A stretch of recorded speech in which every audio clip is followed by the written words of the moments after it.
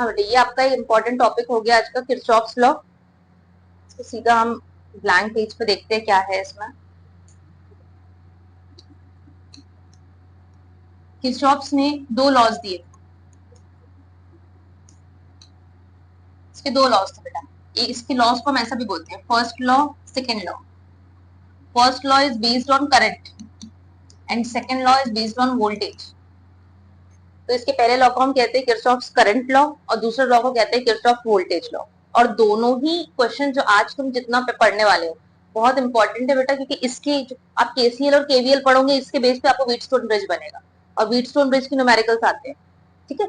और इवन उसकी प्रिंसिपल को भी प्रूव करने आता है कि रेजिस्टेंस का रेशियो इक्वल होता है उनके एडजेसेंट रेजिस्टेंस के रेशियो, ये हमको प्रूव करने आता है। साइमल्टेनियसली दोनों ही बोर्ड्स में इंपॉर्टेंट है, सीबीएसई में भी और एमपी बोर्ड में भी। तो करंट लॉ जो होता है बेटा, ये करंट्स निकालते हैं इसमें हम, और ये जंक्शन लॉ कहलाता है, मतलब ये पॉइंट पे निकाला जाता है। So this is known as junction law. और इसको हम लूप या क्लोज्ड सर्किट लॉ भी कहते हैं, क्योंकि ये क्लोज्ड सर्किट्स पे अप्लाई होता है। वोल्टेज लॉ किस पे अप्लाई होगा? क्लोज्ड सर्किट्स पे। और जो हमारा करंट लॉ है वो जंक्शन पे अप्लाई होता है। जंक्शन मतलब कोई एक पॉइंट, मीटिंग पॉइंट जो होता है करंट्स का, वहां पर ये अप्लाई होता है। सपोज आपके पास में हम पहला पढ़ेंगे किरचॉफ्स करंट लॉ।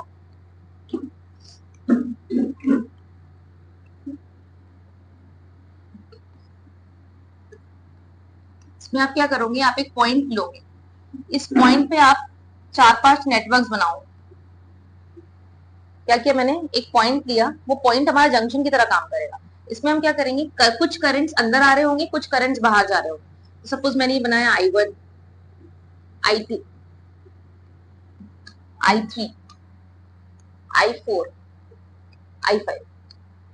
जब आप इस सर्किट को देख रहे हैं, इट इज ओपन सर्किट, यहाँ कहीं भी क्लोज्ड नहीं है। वो एक पॉइंट पर कुछ तरफ करंट अंदर आ रहे हैं, जैसे I1 अंदर आ रहा है और I2 अंदर आ रहा है, और बाकी कहाँ जा रहे हैं, बाहर जा रहे हैं, ठीक है।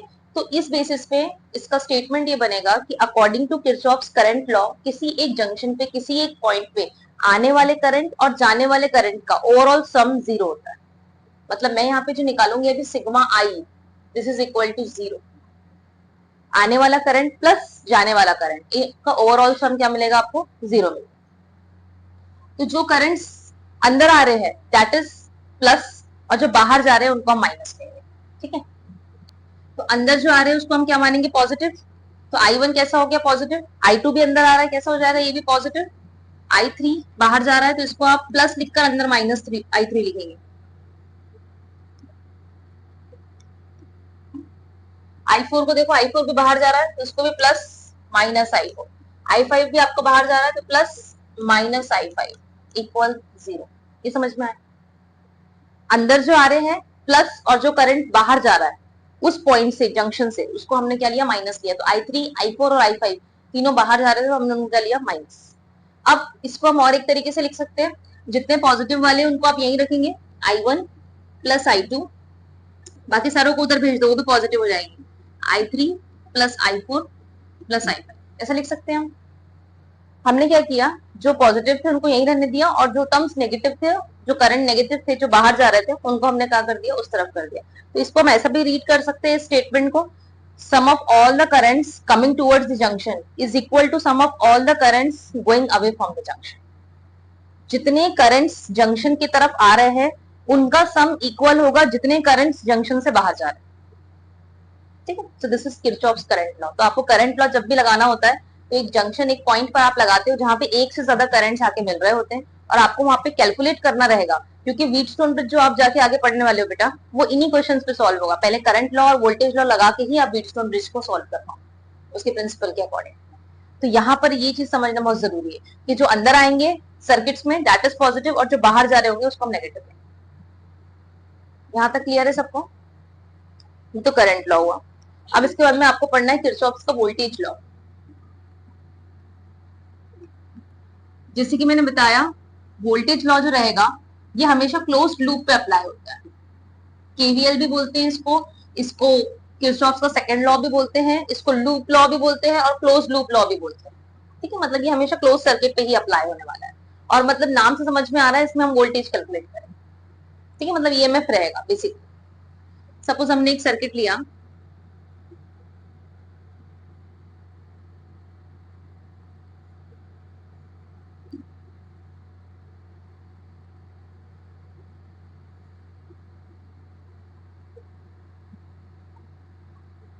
इसको माना सेल E1, इसको माना सेल E2, ठीक है। अब ये जो रहेगा बेटा, ये आपका एक्सटर्नल रेजिस्टेंस ले लिया हमने एक कैपिटल R, नॉट R1, और सपोज इसको मान लो तुम सेल के साथ में लगा हुआ इंटरनल रेजिस्टेंस हमने एक R1 मान लिया, एक R2 मान लिया, और ये हमारा एक रेजिस्टर हो गया कैपिटल R। अब इसमें से जो सपोज इसको पहले हम नेम कर दे देते हैं A B C D E F।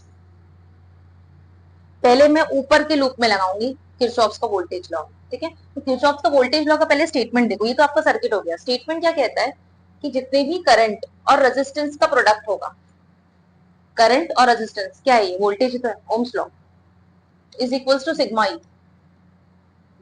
This is nothing but according to Ohm's law V is equals to I R, यही लिखते हैं हम। तो यहाँ पे हम पढ़ेंगे जितने भी करंट और रेजिस्टेंसेस के प्रोडक्ट होंगे उन सब का सम इक्वल होगा, जितने भी सर्किट में ईएमएफ होंगे उन सब के सम के इक्वलेंट होगा विद साइन कन्वेंशन। लेकिन अब हमको साइन कन्वेंशन को लेके चलना है। साइन कन्वेंशन हम किसकी तरफ से फॉलो करेंगे, केसीएल के, ठीक है। देखते हैं, ये सेल E1 है आपका। सपोज इसमें से जो करंट यहाँ से निकलेगा इसको हम I1 मान लेते हैं। E2 सेल ये पॉजिटिव है, यहाँ से जो करंट निकलेगा इसको हम क्या मानेंगे, I2 मान लेंगे। अब ये जो बी पॉइंट है बेटा, दिस वन, इस बी पॉइंट पे I1 देखो अंदर की तरफ आ रहा है, जंक्शन की तरह काम कर रहा है बी पॉइंट। क्यों जंक्शन की तरह काम कर रहा है, बिकॉज यहाँ पे एक से ज्यादा करंट आके मीट कर रहा है। जो भी पॉइंट पे एक से ज्यादा करंट आके मीट करते हैं, that point acts as a junction.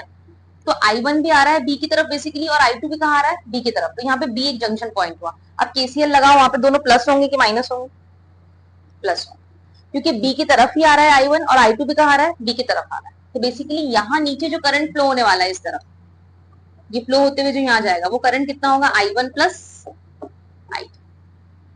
ये चीज समझ में आई। I1 आया बी की तरफ, I2 आया बी की तरफ, ये एक जंक्शन हो गया। अब जंक्शन से जो करंट आगे बढ़ेगा वो इन दोनों का सम होगा, I1 प्लस I2, ठीक है। अब इस बेसिस पे हम यहाँ पे लगाएंगे लूप में लॉ लगाएंगे। सपोज पहला हम ये वाला लूप लेते हैं, A B E F in closed loop, A B E F A, closed मतलब ए से शुरू हुआ तो वापस किस पे हमने कंप्लीट किया, उसको ए पे ही कंप्लीट किया। अब यहाँ पे आप फिगर में देख सकते हो, अकॉर्डिंग टू दिस हमको करंट और रेजिस्टर का प्रोडक्ट करना है।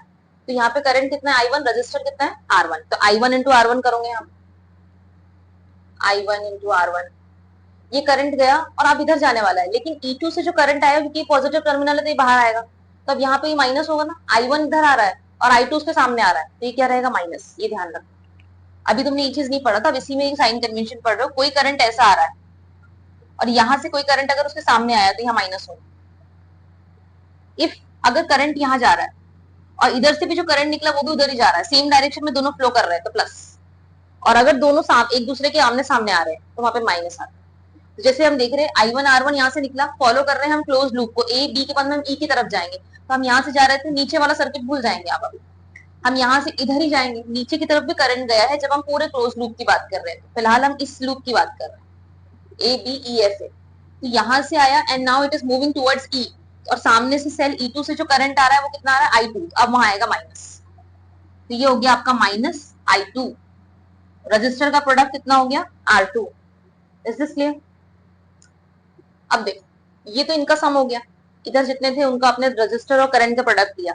यहाँ पर E1 है तो पहले आप लेंगे E1, लेकिन इसका पॉजिटिव टर्मिनल और यहाँ से जो करंट आ रहा है ये दोनों ने एक दूसरे का अपोज किया, तो यहाँ पे आप माइनस E2 लिखेंगे।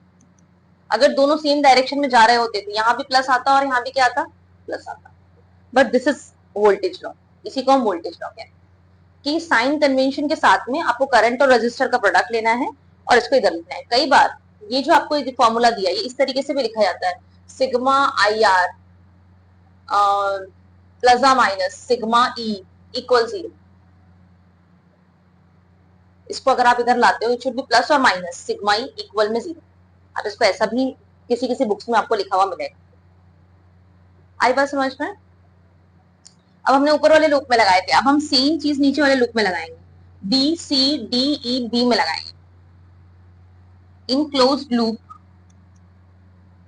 या इन क्लोज सर्किट भी लिख सकते हो आप, no issue. B C D E B, बताओ क्या होगा, ट्राई। जहां से शुरू किया वहीं से लेंगे, सेल यहाँ पे था तो हम ऑब्वियसली मानेंगे यहाँ से करंट निकल के इधर से नीचे जा रहा है, तो करंट कितना हुआ I2 इंटू R2, करंट हो गया I2, रजिस्टर हो गया R2, उन दोनों का प्रोडक्ट किया I2 इंटू R2, यहाँ लिखूंगी।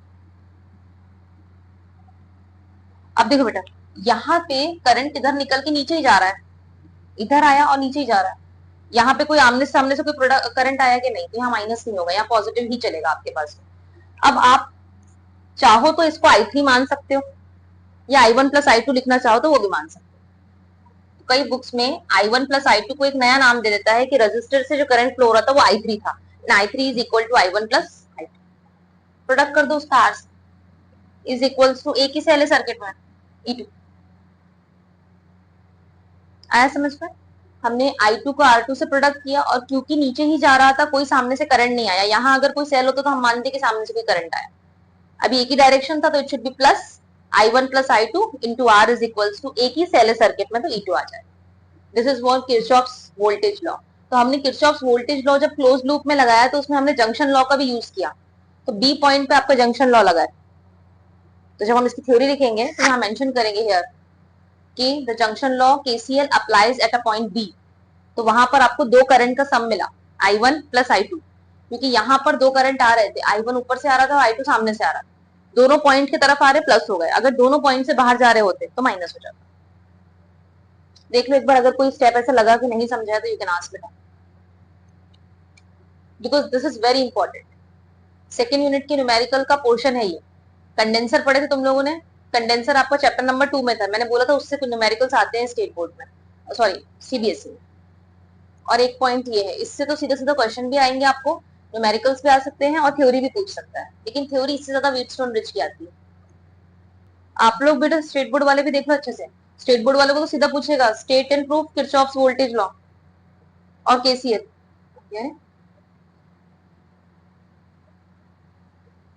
सीधा सीधा क्वेश्चन आता है स्टेट किरचॉफ्स लॉ। स्टेट बोला है 3 मार्क्स में भी दिया है, तो आपको दोनों को एक्सप्लेन करना पड़ेगा, स्टेटमेंट लिख के ये पूरा ड्रॉ करके इतना पूरा बताना है।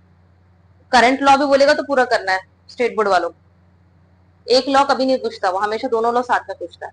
तो ये पहला लॉ है, जो करंट अंदर की तरफ आ रहे हैं टेक इट एज पॉजिटिव, जो करंट बाहर जा रहे हैं from the loop, from the point of junction, उसको आप नेगेटिव मानो।